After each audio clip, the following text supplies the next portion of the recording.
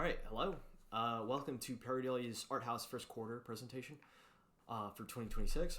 Just kind of capturing the last 3 months and run into some more Arthouse stuff about the company and so on.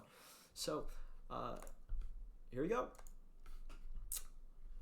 Just the general financial highlights. Revenues 3,600 and net income's 2,200. Representing a profit margin of 62%. I think it's down from 79% from last year. And then our asset base has scaled up essentially due to owner contributions, right? We're putting more money into the thing. It's this cash burn that you're going to see with like your bootstrapped outfits. And then obviously our liabilities have gone up as well. I forget what exactly. Oh, it's the options obligations. And then here's just a general income statement. Here's the revenues, here are the items that created that, and then here are the expenses. Right, so the furniture item is obviously the chair that I was sitting in. And that's about it, right? And then obviously speaking to the balance sheet, cash on hand is our total current assets. It's always tricky, especially when cash in the interactive broker side goes straight back into buying assets or selling options or buying forecast events or contracts, excuse me. And then in general, right, you have your investments, which is the bulk of the business. Current liabilities, kind of just to balance it out, and the equity side of things. Cash flows as well, just kind of show what's captured, what's going out, what's going in. All right, cool, captured that. Fun. Here's the overall. Just to repeat. Now moving forward, the cool stuff, the fun stuff. So about Pareidolia, about us. I'm the founder. My name's Thomas. I'm a Brazilian American, Texan, UH grad, go Cougs. And I've been dabbling with stocks probably since 2020. I think it was like January 20th. And then obviously the option side of things since last year. Started Pareidolia last January. Bumped into my business partner in college during our transfer portal stuff. Bumped into him again later in Austin. Became friends following, and learned that he was also dabbling in crypto at the time while I was dabbling in stocks, and kind of seeing this mirrored performance. And I was like, well, shoot, might as well have dollar for dollar leverage, or cash-based leverage per se, and someone to bounce ideas off of and have two heads looking at the same problems versus one. And that's kind of how things go. Obviously, his mindset and like the viewpoint, but those are unspoken. And for now, he's kind of a silent partner, but you know, always beneficial to have a business partner than go at it alone. Now, I want to capture the identity of the company, or at least on my end of things, where I grew up going to Brazil, Rio de Janeiro, Barra da Tijuca, like almost every summer while I was a child, and you know, obviously a little well traveled. Haven't gone to Asia yet, but that's getting captured in a month or so. So you know, this attitude where like there's openness to different ideas and concepts and visualizations of things and systems of thought, and wanting to capture that in an intellectually humble manner. You know, how inquisitive are we? This laissez-faire, you know, what's available, what can you do within reason? This youthful, authentic, witty, fun, rational attitude, I think is appropriate, especially as someone very independent. And then obviously personality-wise, right? There's a blunt, hard on sleeve. I'm Texan. You gotta be a straight shooter. Charm and charisma to that in that regard, and the self-awareness where like if you're wrong, you address why, and then you try to learn and figure, but not get lost in the weeds. Like I have a joke that sometimes you get lost in the weeds like an MBA, right? Like there's got to be some randomness in process to make it more organic. And then the charm kind of like to represent it with the young Frankenstein. Is it Gene Wilder? Let's remember that movie. And then capturing the trader persona, at least in my end, I'm voracious. I always have this constant adaptation and this level of continuity, consistency, right? There's going to be this level of norm, but you need to capture that in the regard of how much, right? How much of this is authentic, or is this the same or similar, right? There's always going to be variability, and in that regard, like, the wheel. And so product agnostic, right? What are we going to trade? What am I going to trade? Game theory, different thoughts and ideas, right? I think this plays into the open-mindedness thing. And then coming from it, at it from a institutional mindset versus retail, where it's like, okay, the retail guys sound like gamblers, the institutional guys sound like they make sense. I think that the more reason to be in the institutional side of things. And then obviously, there's this level of, obviously as a young trader, it's like, okay, I'm the kid with the Tootsie Pop trying to figure out how many licks it takes to get to the center. And you ask all these animals, and then you go the owl, 1, 2, 3, and then so capturing that, it's different. Like, obviously, you need to keep playing at it or going at it and crafting the process. And then obviously I had visualized just kind of what the cycle of trades, right, from idea to inaction to idea to action to the process to it actually happening to managing it or monitoring. And then I have Hungry Hippos, and go from here. Hungry hippos are chomping away. Are you ready to play? Hungry hippos! If hungry. And it's just embodying that, right? Like, obviously I'm hungry. I'm inquisitive. I want to go in this direction. Oh, no. Okay. And then capturing personality. I think with product, the novelty, the idea is a little tricky. If you're living in Las Vegas, at least to me, seeing this idea or this concept, trying to capture the what do you call it? I wouldn't say loneliness in chasing the American dream, but the sense of feeling lost chasing this idea, this thing, And I always find that one scene funny where they're in the diner near the end of the book, I think. It's like, what are you doing here? I was like, I'm chasing the American dream. And then also, like, they had the Tame the Beast campaign from Chef Boyardee, where, all these hungry kids coming home to a hot plate of ravioli, I think, or soup or whatever, pasta and sauce. And then you have the Twin Peaks. I think product-wise, like, the theme is easy to say, okay, this definitely captures the sentiment, theme, the idea of what David Lynch was going for with the first 2 seasons, or however it was broken down. I wasn't alive when it came out. Great show. And then obviously I was a little on a nostalgic kick for this and the next video, but you capture that novelty and theme in a short period of time, and like capturing that essence. It's very cool, very inspiring, and I don't think there's that passion out there in finance or in gaming and other arenas, but for now, like finance, where it's like, okay, you have these guys on the internet, they don't capture that institutional, passionate realm that I'm trying to go for. At Living Spaces, we're able to offer great quality at amazing prices. Pardon with that. Adina Wood Arm.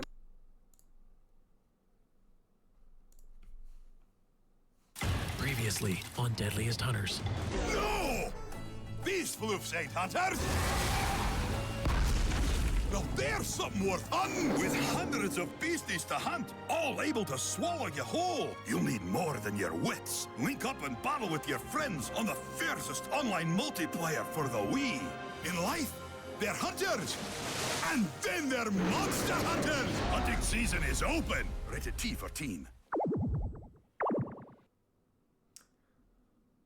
And I forgot to mention Phantom in Paradise, or Of the Paradise, where that film, that musical, whatever, captured the whole art being perverted, bastardized from the original creator to the end product per se, but obviously the middlemen kind of mess things up, and it seems to be where things have gone, sadly.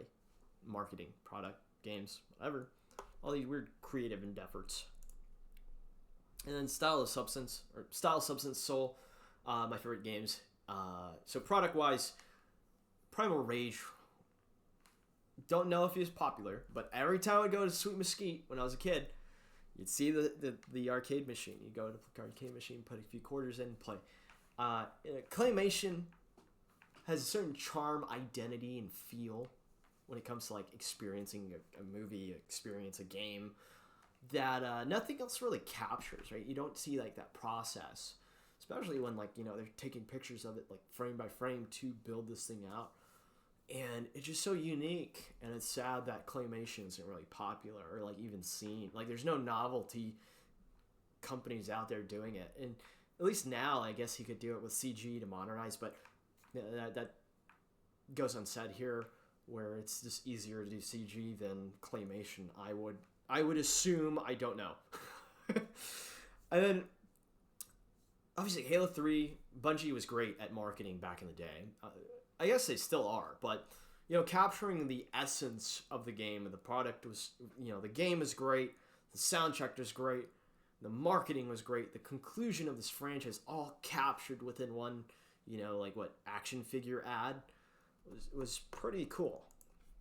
Rated M for mature.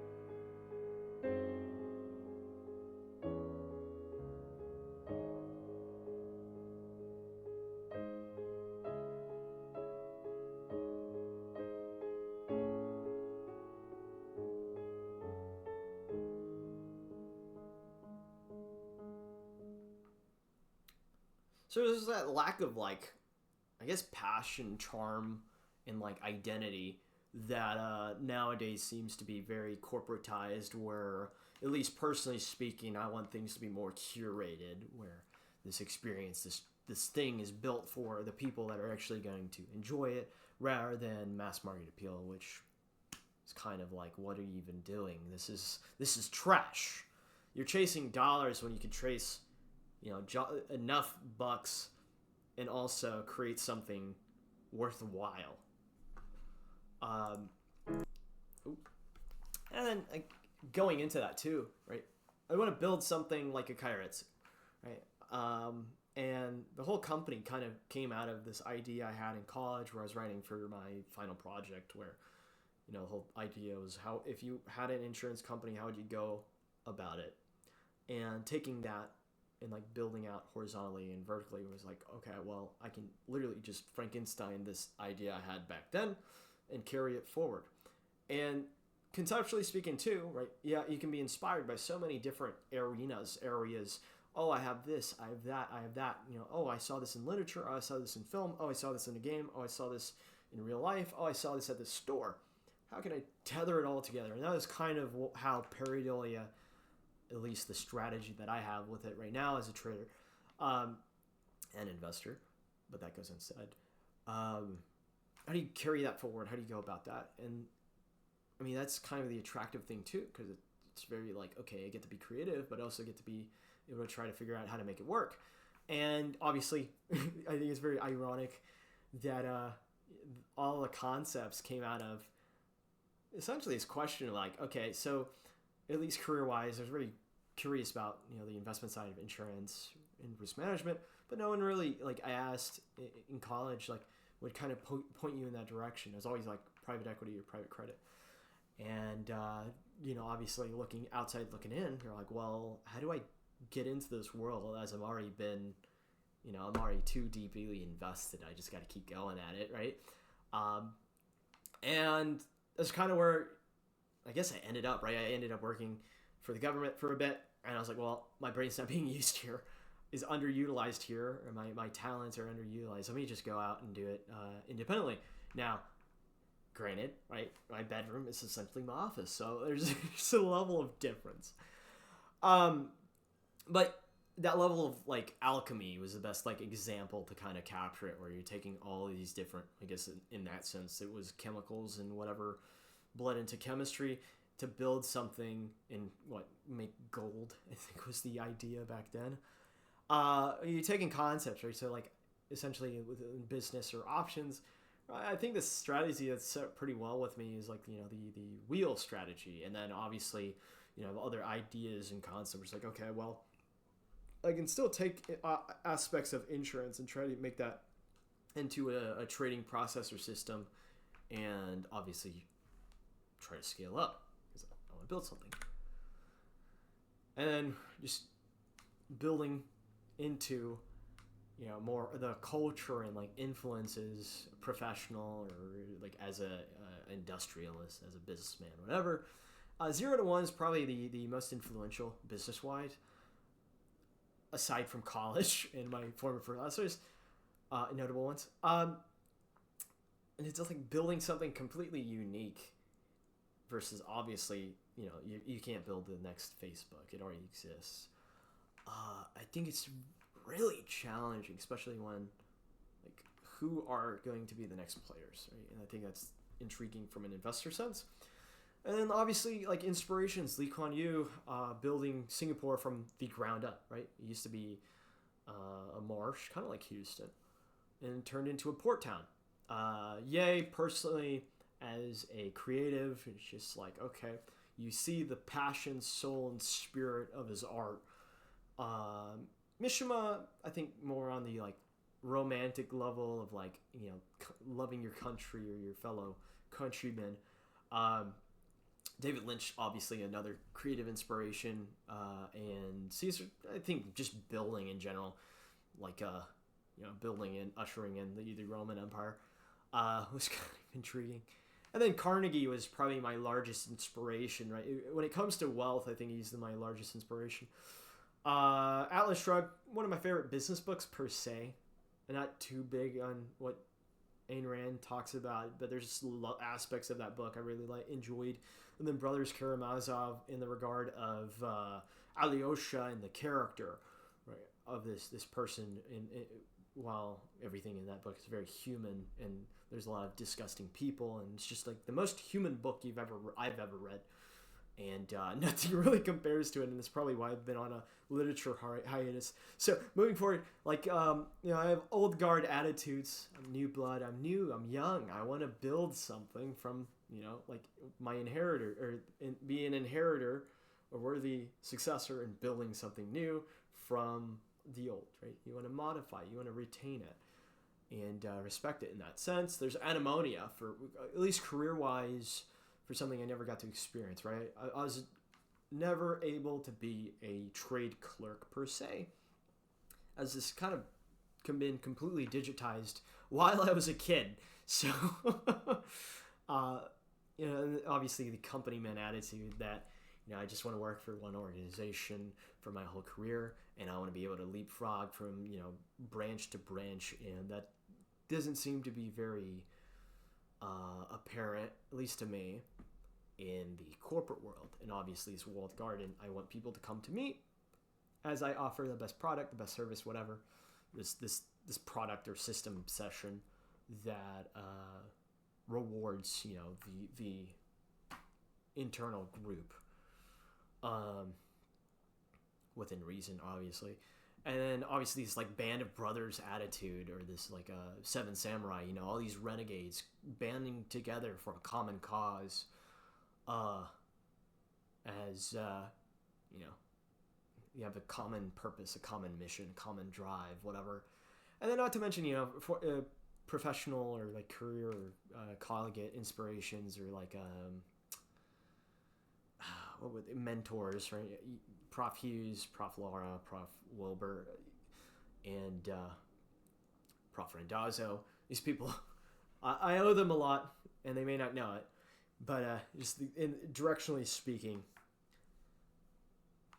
everything that I've learned or taken from them has been carried forward into whatever prospects and ventures I'll end up going into anyway. So I appreciate them a lot for that, and that's kind of it here. So moving forward to like future planning. Oh, excuse me, the hot takes and concerns. So I really think the private credit thing is overblown. I think it just doesn't make sense to me when like certain diversified private institutions, private credit institutions, like it makes up 2%, 5%, whatever of this firm. Meanwhile, they're a diversified financial services company where one piece is dragging down the equity value, the price of the stock, substantially. Iran seems to be a nothing burger. I think in that regard, I think it's more of like this viewpoint of, okay, so whatever happens here is going to happen here, but I'm more concerned about oil. However, the world that plays out is how things will be affected here in a few months, and that's more concerning. And then obviously I'm concerned with like insurance, specifically like the private equity backed insurance firms, assuming the capital requirements are offshored per se, and the whole evasion of like capital requirements stateside is kind of a big question mark, and it draws parallels to this current recent thought I had with like, okay, so how in the world did the Russians get sanctioned but your economy didn't like crash or tank in that regard, with like shadow banking per se, and like offloading risk and credit and like moving it to whatever, and some of this fictionalized kind of viewpoint or thought where it's like, okay, theoretically, like if you had a shell for a shell of a shell and you're moving money into, like, how could a country, government, whatever, institution co-opt something by, agents, like different agents? And that was a very interesting thought, especially in the regard of like, a corporate entity using a shell company to offload risk and like, take it off of their balance sheet, and it just looks like it's AR or something. So this PI kind of viewpoint was kind of like, this raises a lot of questions. And then just stepping aside, future ideas and observations. Forecast events are a loss leader. It was working out for like 1 or 2 months last year, but this quarter so far hasn't been working out.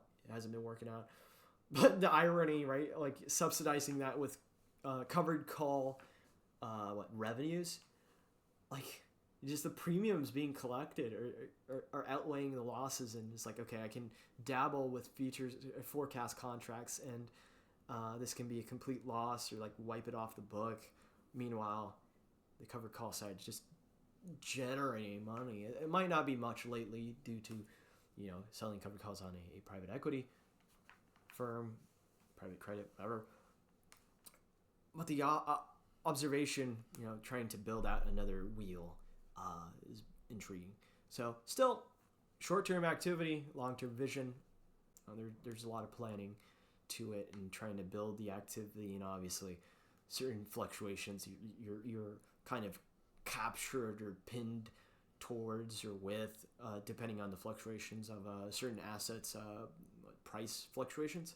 So that's fun. And then obviously, in the regard of future plans, I want to dabble with collectibles. I did that back in college. And then futures, obviously, I want to trade petroleum, WTI and crude, CLO, I think. I want a credit line. I'd love to have one, just in the sense of scaling up. It makes sense, especially when the owners may or may not be able to invest more into the firm. And obviously, as a bootstrapped outfit, it's like, okay, either I'm putting money in from, my own personal asset base versus getting a credit line or something right now is kind of the viewpoint. Then obviously insurance coverage, right? I need health insurance, I need dental, I need vision, whatever. And then having that offered, I guess, as an LLC organization, a partnership. Not too certain how the hell that works, but I'll find out. So aside from that, thanks for watching, listening, subscribing, comment below, ring the bell. You know the drill. Thanks for watching. Bye.